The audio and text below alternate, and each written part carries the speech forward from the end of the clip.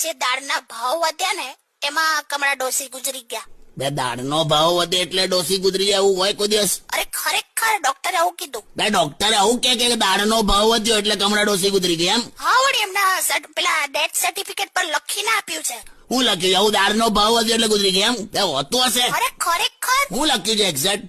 એટલે ડેથ સર્ટિફિકેટમાં એવું લખ્યું છે કે death due to high pulse rate.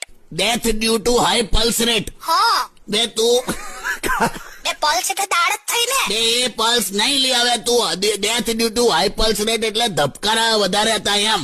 Pulse એટલે દાળ થાય ને. આ એ અલગ પલ્સ યાર. તું વખત યાર કોઈ દાળના ભાવના લીધે મરી જાય? ધબકારા વધી ગયા એટલે થયું. આનું શું કરું લા? કાકી આ બધા આવું કહેતી નહીં કોઈને. એટલે એકચ્યુઅલી હું ખોટી છું. સાવ ખોટી છે. આજે દાળના ભાવ